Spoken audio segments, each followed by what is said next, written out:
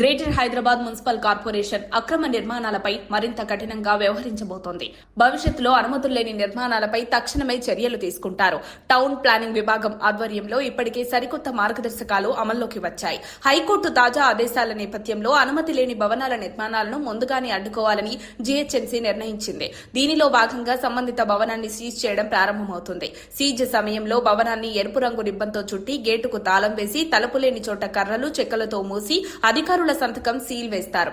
ఈ ప్రక్రియను zonal commissioner, deputy కమిషనర్లు పర్యవేక్షిస్తారు. జీహెచ్ఎంసీ చట్టం 1955లోని సెక్షన్ 461A ప్రకారం వారు ఈ అధికారాన్ని వినియోగించనున్నారు.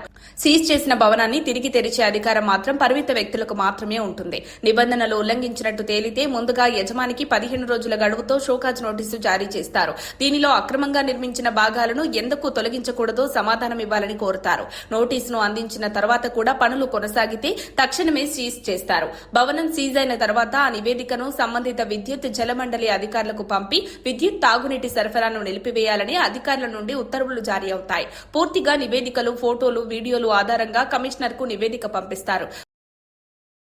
ప్రజలు తమ తమ ప్రాంతాల్లో జరుగుతున్న ఆక్రమణలను అధికారుల దృష్టికి తీసుకువచ్చారు. మల్కాజ్గిరి, బాచుపల్లి, సికింద్రాబాద్ తదితర ప్రాంతాల్లో నాలాలపైన, చెరువులపైన అక్రమ నిర్మాణాలు కొనసాగుతున్నట్టు ఆరోపించారు. అలానే పాత లేఅవుట్లలోని రహదారులు, పార్కులు కాపాడేందుకు జీహెచ్ఎంసీ చర్యలు తీసుకుంటుందని కమిషనర్ ఏవీ రంగనాథ్ హామీ ఇచ్చారు. కొర్రముల గ్రామం 1985లో అభివృద్ది చేసిన 147 ఎకరాల ఏకశిలా నగర్ లేఅవుట్లో 47 ఎకరాలను వ్యవసాయ భూమిగా చూపిస్తూ అక్రమంగా భూమిని మార్చారు. పంచకుట్ట పార్కు స్థలంలో ఆలయం నిర్మించారు. మిగిలిన భూభాగాన్ని కబ్జా కాకుండా కాపాడుతామని అధికారులు తెలిపారు. వజ్రా ఎన్క్లేవ్లోని 900 చదరపు గజాల పార్కు స్థలం కబ్జాకు గురవుతుంది. దేవయాంజల్ తురకొనికుంట శిఖం భూమిలో వేయింగ్ మిషన్ ఏర్పాటుకు సంబంధించి ఆలయ భూమిల పరిరక్షణ సమితి ఫిర్యాదు చేసింది. ఇల్లు కొనుగోలు చేసే ముందు భూమి ఎఫ్టీఎల్, బఫర్ జోన్ లేదా నాలా ఆక్రమణలపై నిర్మించబడిందా అనే అంశాన్ని తప్పకుండా పరిశీలించాలని పౌరులకు హైడ్రా కమిషనర్ రంగనాథ్ సూచించారు.